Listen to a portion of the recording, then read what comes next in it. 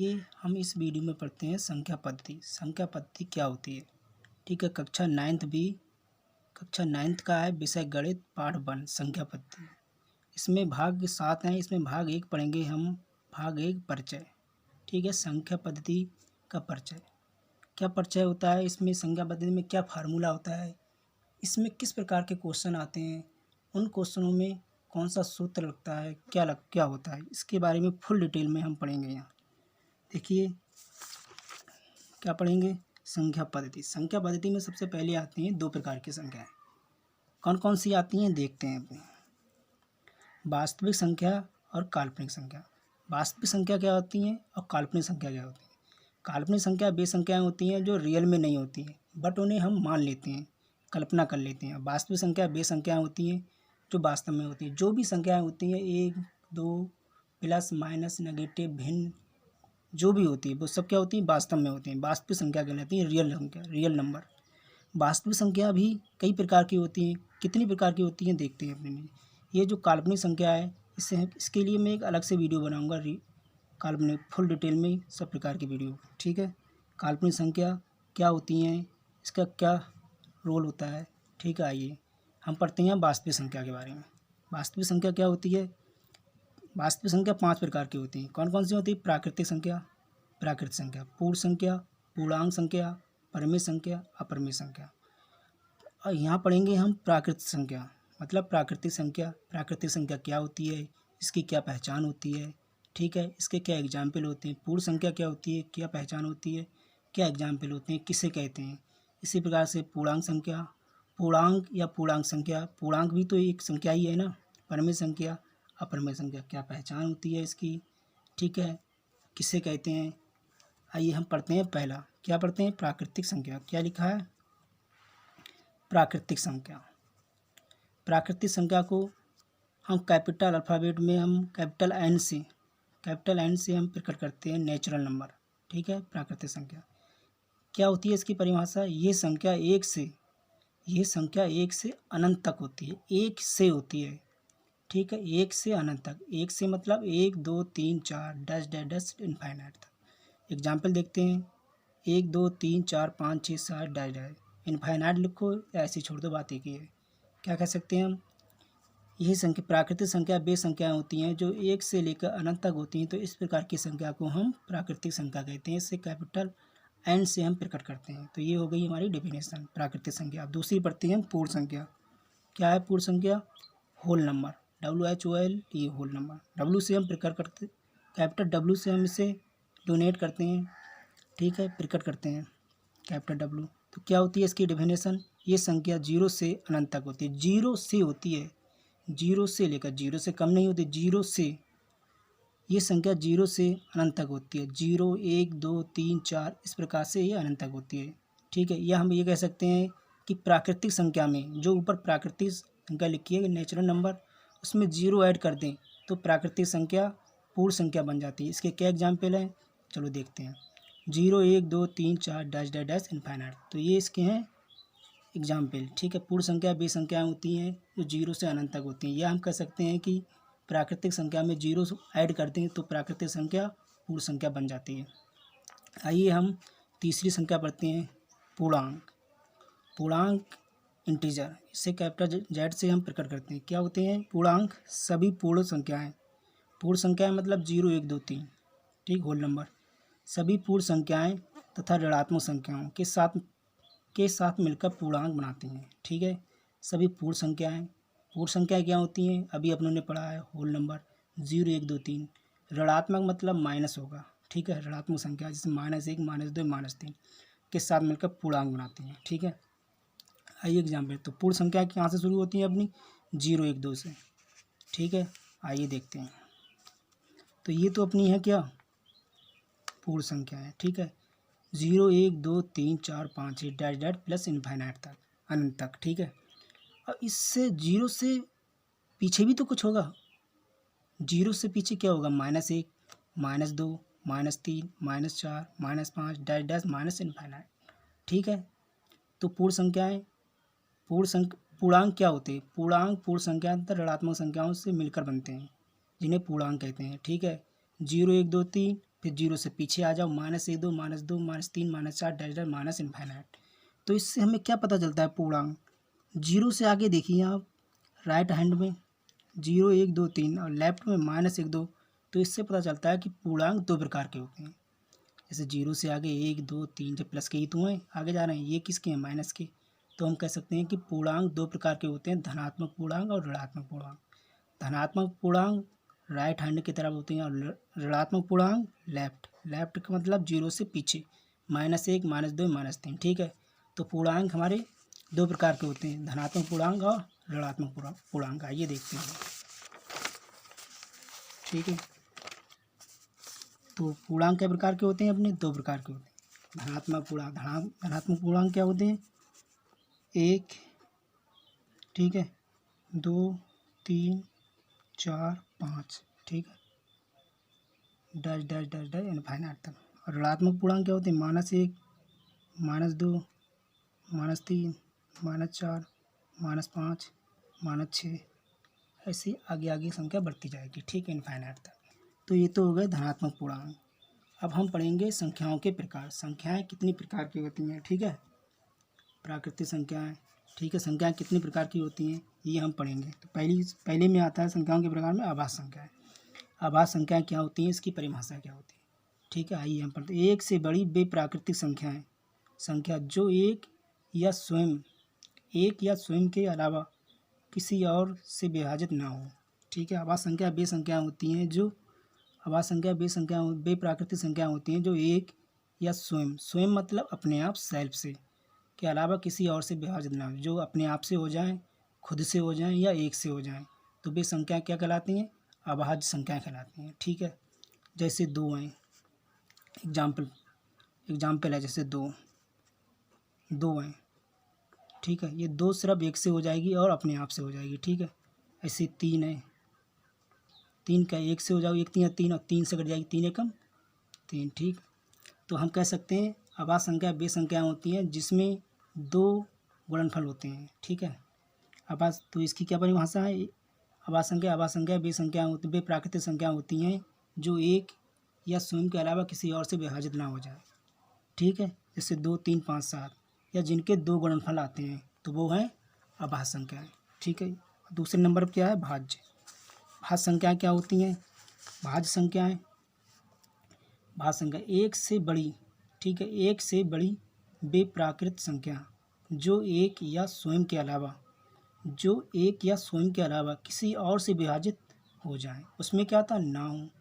तो एक से बड़ी वे प्राकृत संख्या जो एक या स्वयं के अलावा किसी और से विभाजित हो जाएं। ठीक है, जो एक से हो जाएं या स्वयं से हो जाएं और उसके अलावा किसी दूसरे से भी हो जाएं। जैसे हम यहाँ कहते हैं 4 हैं, 4 किससे हो जाएंगे, एक से हो जाएगा। ठीक है, 2 से हो जाएगा और 4 से हो जाएगा। ठीक है, तो यहाँ अपनों को क्या समझ में आ रहा है, देखो कि 4 के गुणनफल जो हैं, गुणनखंड कितने आए, 3 आए, और अभाज्य में कितने आ रहे थे, 2। तो इसका एक और डेफिनेशन हो जाएगी कि भाज्य संख्या वे संख्या कहलाती है जिनके गुणनखंड 2 से अधिक हो जाते हैं। तो इस प्रकार की संख्याओं को हम भाज्य संख्या कहते हैं। ठीक है, जैसे एग्जाम्पल पढ़ते हैं, 4 9। ठीक है, देखो 4 जो है वो एक से हो जाएगा, 1 चौका 4, 2 से कट जाएंगे, 2 दूनी 4 और 1 4, 4 से कट जाएगी। और किसी से आ जाता है, नहीं, किसी के पाड़े में नहीं आता। 1 के पाड़े में आता है 1 चौका 4, 2 के पाड़े में आता है 2 दूनी 4, 4 के पाड़े में तो खुद से तो कट ही जाएगी सारी संख्याएं। ठीक है, ऐसी 16 हैं, 16 भी कट जाएंगे, किससे कटेंगी, 1 से कटेगी, ठीक, 2 से कटेगी, 3 से नहीं कटेगी, 4 से कट जाएगी, 5 से नहीं कटेगी, 6 से नहीं कटेगी, 7 से नहीं, 8 से कटेगी, फिर 16 से कटेगी। ठीक है, इसके ये गुण है, तो 2 से अधिक आ रहे हैं सारे में। ऐसे 9 के हैं, 9 के क्या है, 1 है, 3 है, फिर 9 अपने आप से कट जाएंगे। ठीक है, तो ये भाज्य संख्या वे संख्याएं होती हैं। भाज्य संख्या क्या होती है, एक से बड़ी वे प्राकृतिक संख्या है जो एक या स्वयं के अलावा किसी दूसरे से विभाजित हो जाए, या हम इस प्रकार से कह सकते हैं वे संख्याएं जिनके गुणनफल 2 से अधिक आते हैं तो उन्हें भाज्य संख्याएं कहते हैं। ठीक है, अब दूसरे नंबर पे क्या है, परिमेय संख्या। ठीक है, परिमेय संख्या क्या होती है, परिमेय संख्या को क्यू से डोनेट करते हैं, प्रदर्शित करते हैं। ठीक है, प्रकट करते हैं। लेकिन इन संख्याओं को P/Q के रूप में लिखा जा सकता है। किसके रूप में लिखा जाता है, P/Q, बट इसमें एक कंडीशन होती है, क्या, जो क्यू है वो बराबर नहीं होना चाहिए किसके, जीरो के, ठीक है। जो क्यू है वो बराबर नहीं होना चाहिए जीरो के। तो परिमेय संख्या को क्यू से हम प्रकट करते हैं, कैपिटल क्यू से। इन संख्याओं को p/q के रूप में लिखा जा सकता है, ठीक है। जैसे एग्जाम्पल है इसके 2/3, ठीक है, 2/3, 1/2, ठीक है। या जो जीरो होता है ना, इसको भी हम p/q के रूप में लिख सकते हैं। जीरो है, जैसे जीरो को हम बंद कर दें अपान, ठीक है, ऊपर क्या है p, नीचे q। तो इसकी एक कंडीशन होना चाहिए, जो q है वो जीरो नहीं होना चाहिए, ऊपर हो जाए कोई फर्क नहीं है, ठीक है ना। तो ये क्या है, परिमेय संख्या, ठीक है। सारी क्या है, परिमेय। अब दूसरा एक नंबर पर क्या है, अपरिमेय संख्या है। अपरिमेय संख्या क्या होती है, अपरिमेय संख्याएं होती है वे संख्याएं जिन्हें p/q के रूप में नहीं लिखा जा सकता है। और क्या लिखा है इसकी कंडीशन, q बराबर नहीं है जीरो के। तो इसका एक सीधा होता है रूट, क्या होता है, √2, √3, √5। और एक सबसे इम्पॉर्टेंट एग्जाम्पल जो है वो है पाई। पाई जो है वो बराबर होता है किसके, 22/7 के। लेकिन एग्जैक्ट बराबर नहीं होता, इसे मान लेते हैं लगभग। लगभग पाई बराबर होता है किसके, लगभग 22/7 के। लेकिन कोई ज़रूरी नहीं है, ठीक है ना, एग्जैक्ट प्रश्न को हल करने के लिए ईजी हो जाए, ठीक है। तो आइए, परिमेय संख्याएं हो गई, अपरिमेय संख्याएं हो गई, ठीक है। अब देखते हैं अपने वास्तविक संख्याएं।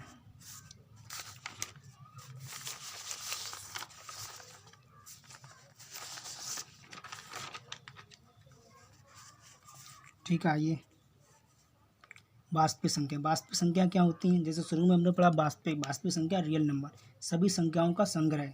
संग्रह मतलब समोच्च। समोच्च मतलब जो अब तक अपने ने ऊपर जितनी बड़ी प्राकृतिक संख्या है, आप प्राकृतिक संख्याएं हो गई हैं, ठीक है। ऋणात्मक पूर्णांक है, ऋणात्मक पूर्णांक है, ठीक है। ये सारी संख्या क्या है, ये सारी संख्या वास्तविक संख्या है, ठीक है ना।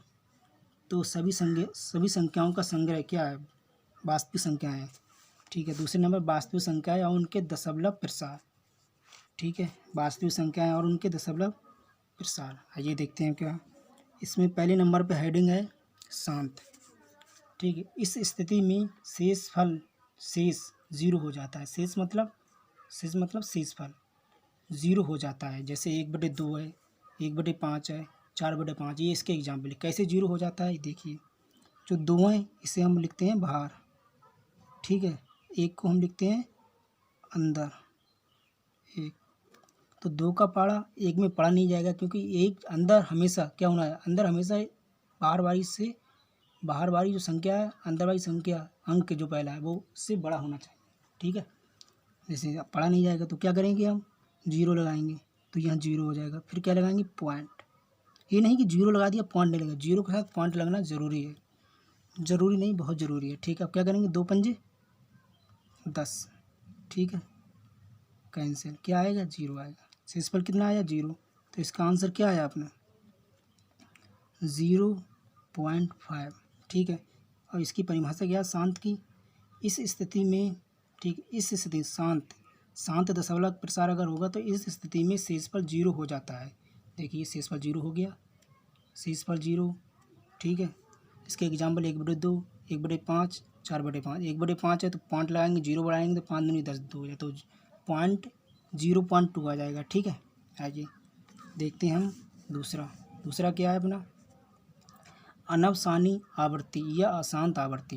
तो इसकी की परिभाषा क्या है, पहले ये देखिए, अनवसानी, ठीक है, अनवसानी आवृत्ति या अशांत आवृत्ति, ठीक है। इस स्थिति में शेषफल की पुनरावृत्ति होती है।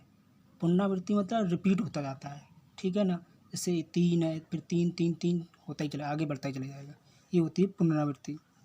जैसे 1/3 है इसका एग्जाम्पल, 1/3, तो इसका क्या है, जो 3 है नीचे ये रहेगा बाहर, ठीक है, एक अंदर रहेगा, ठीक है। अब क्या होगा अपना, जीरो बार देंगे, जीरो लगाएंगे, फिर पॉइंट लगाएंगे, फिर यहाँ पर ही एक जीरो बढ़ा देंगे। फिर हम क्या करेंगे, 3 का पारा 10 में 3 3 9, 3 चौक 12, चौका ज़्यादा हो जाएगा तो क्या करेंगे, तिन्ना करेंगे, 3 3 9, कितना बचा, 10 में से 9 को एक पॉइंट लगा हुआ है तो एक जीरो बढ़ा सकते हैं। एक पॉइंट से ओनली एक जीरो बढ़ता है, ठीक है। अगर डबल जीरो बढ़ाना है तो जीरो भाग दिया जाएगा तो दूसरा जीरो बढ़ेगा, ठीक है। लेकिन अपने को 10 से ही काम चल जाएगा, क्योंकि 10 जो है वो 3 से तो बड़ा ही है ना, ठीक है। तो क्या करेंगे, 3 3 9, फिर क्या बचा, एक बचा, फिर एक जीरो बढ़ा लेंगे, 3 तियाँ 9, फिर क्या बचा, एक बचा, मतलब 0.333 ये अपना आंसर आ रहा है। ठीक है, तो 0.333 इसे हम ना लिखकर, ठीक है, इसे हम ना लिखकर क्या लिखेंगे, 0.3 बार।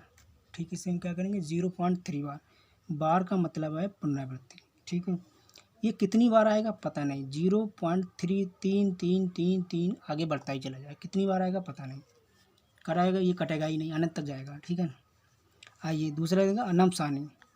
ये कौन सा था, अनंत सारणी आवर्ती या अशांत आवर्ती है। तीसरा क्या है, अनंत सारणी अनावर्ती, ठीक है, या अशांत अनावर्ती। तो इसमें क्या है, अपने इसकी परिभाषा देखते हैं। इस स्थिति में शेष की पुनरावृत्ति नहीं होती है। पुनरावृत्ति जैसे अपनी ये पुनरावृत्ति हुई है, 3 बार बार आई जा रहा है, इसमें 3 नहीं आएगा। इस स्थिति में शेष की मतलब शेष फल की पुनरावृत्ति नहीं होती है। जैसे एग्जाम्पल है, एग्जाम्पल √2। तो √2 का एग्जाम्पल क्या आता है, पॉइंट, ठीक है, 0.4142 ऐसे ही आगे बढ़ता ही चला जाएगा। ठीक है, ये नहीं कि 4 1 4 फिर 4 आ जाए, नहीं, ऐसा नहीं। ये जो आगे जो संख्या आएगी ना, अंक आएगा, वो चेंज होगा पिछले बार से, तो इसकी पुनरावृत्ति नहीं होगी। ऐसी 22/7 को जब हम भाग देंगे तो चेंज होता रहेगा। आइए हम दूसरा क्या पढ़ते हैं, पावर ऑफ रूल, घात का नियम। घात का नियम क्या होता है, हमने 8वीं में पढ़ा था घात का नियम। घात का नियम क्या होता है कि जो गुणा में घात होती हैं वो ऐड हो जाती हैं, ठीक, और जो आप बटे में होती हैं वो घट जाती हैं। अगर यदि गुणा की पावर की पावर है तो उसकी गुणा हो जाती है। आधार समान है तो घातें जुड़ जाती हैं। जैसे दिया है a की पावर m इंटू मतलब मल्टीप्लाई, गुणा। ठीक है, a की पावर m इंटू a की पावर m, a की पावर m इंटू मतलब गुणा, मल्टीपल। ठीक है, तो क्या बराबर, आधार समान है तो आधार 1 लिखा जाएगा, पावर जुड़ जाए, आधार समान है तो पावर जुड़ जाता है। ठीक है, a m प्लस n। दूसरा क्या है अपना फार्मूला, a की पावर n, फिर ब्रैकेट आओ, फिर पूरे की पावर n। ठीक है, तो क्या इसका मतलब, पावर की पावर है तो क्या हो जाता है, इसका गुणा हो जाएगा। ठीक, a की पावर m है, ठीक है, गुणे n बराबर, ठीक है, a की पावर m n हो जाएगा। ठीक है, पावर की पावर है, पावर की अगर पावर है तो वो गुणा हो जाएगी, वो ऐड नहीं है। जैसे यहाँ पर अपने ने ऐड किया है, आधार समान घाता जोड़ देंगे। ठीक है, यहाँ पर ऐसा नहीं होगा, पावर की पावर है तो गुणा होगी। ठीक है, इसके एग्जाम्पल देख ले रहे हैं। ए है, ए को अपने मान ले रहे 2, यहाँ पावर है m तो यहाँ मान ले रहे 3, इंटू है, इंटू लगा दे, ए की ठिया पे हमने क्या माना था 2, तो 2 मान ले, एन की ठिया पे क्या माने 2, यहाँ पे 2 मान लो, n बराबर 2, तो क्या हो जाएगी, आधार समान है। ठीक, जो संख्या नीचे दी है वो दोनों में समान है तो 1 लिख जाएगा, क्योंकि ये यहाँ देखो ये है तो ये हो गया, तो यहाँ 2 हो जाएंगे, घातें जुड़ गई, 3 + 2 5, तो 2 की पावर 5। 2 की पावर 5 का मतलब है कि 2 को हम 5 बार लिखेंगे ऐसे करके, 2 गुणे 2 गुणे 2 गुणे 2 गुणे 2। ठीक है, 1 2 3 4 5, 2 दूनी 4 दूनी 8 दूनी 16 दूनी 32। ठीक है, इसका आंसर अपना कितना आएगा, 32। ऐसे ही यहाँ है, यहाँ क्या लिखेंगे, a की पावर 2, तो 2 की पावर 3 कर दो। ठीक है, m बराबर 3, n बराबर 2 कर दो, तो क्या आएगा, a मतलब 2, m मतलब 3, गुणे गुणे n मतलब 2, तो बराबर क्या होगा, 2 की पावर 3 दूनी 6, गुणा हो रही है mn, तो 3 दूनी 6, तो 2 को हम कई बार लिखेंगे, 2 को लिखेंगे हम 6 बार, 2 गुणे 2 गुणे 2 गुणे 2 गुणे 2, 1 2 3 4 5, एक बार और लिखेंगे 2, 2 दूनी 4 दूनी 8 दूनी 16 दूनी 32 दूनी 64, तो आंसर कितना आऊगा अपना 64। ठीक है, ऐसे ही ये लिखा, a की power n m upon a की पावर n बराबर, तो नीचे क्या है, पॉजिटिव ऊपर जाएगी तो माइनस, भाग में जो घात है वो घट जाती है, a की पावर m - 1। ठीक है, इधर है a की पावर m b की पावर m। ठीक है, घाता समान है और आधार चेंज है। ठीक है, संख्या नीचे वाली जो संख्या ये चेंज है, तो और घाता कैसी है, समान, तो दोनों ऐसे लिख जाएंगे, गुणा हो जाएगी इनकी, और जो पावर है वो 1 लिख जाएगी, तो ये भी पावर है। जैसे a बराबर अपने मान ले रहे 2, ठीक है, और एम बराबर मान ले रहा 5, ठीक है, अपॉन ए बराबर 2 और एन बराबर मान ले रहा 3, ठीक है। ए मतलब 2, एम कितना मानो अपना 5 और एन कितना मानो 3, तो 5 माइनस, ठीक है, 2 5 माइनस 3, ठीक है, तो कितना बचेगा 2 की पावर 2, 5 + 3 के 2, तो 2 को हम 2 बार लिख सकते हैं, ठीक है। 2 × 2 बराबर 2 दूनी 4, तो ये अपना आंसर है। ऐसे यहाँ लिखेंगे। ए बराबर अपने मान ले रहा है 2, एम बराबर 3, ठीक। बी बराबर मान ले रहा है अपने क्या, यहाँ पे 3 मान ले रहा है, और एम बराबर, ठीक है, एम बराबर भी 3 मानने बराबर, क्योंकि एम कैसे बराबर है। ए बराबर 2, एम बराबर 3, ठीक है। बी बराबर 3 और एम बराबर 3, ठीक है। ए बी मतलब 2 × 2, घात सेम है तो एक बार लिखी गई, ऐसी घात बराबर है अपनी 3 तो एक बार लिखी जाएगी। 2 × 3 = 6 की पावर 3, तो 6 को हम 3 बार लिख सकते हैं। 6 × 6 × 6, 6 × 36, 36 छक्का, तो ये हो जाएगा 6 × 36 × 6, 6 × 36, 6 × 3 = 18, 18 और 3 = 21, ठीक है। इसका ये आंसर आ जाएगा 6 × 36, हाथ से लगा 3, 6 × 3 = 18, 3 = 21, 216, तो ये अपना आंसर आ गया, ठीक। तो ये है घात के नियम। अगर वीडियो पसंद आई हो तो लाइक और सब्सक्राइब कीजिए प्लीज़। थैंक यू देखने के लिए। आगे पढ़ेंगे आगे के खंड। थैंक यू देखने के लिए।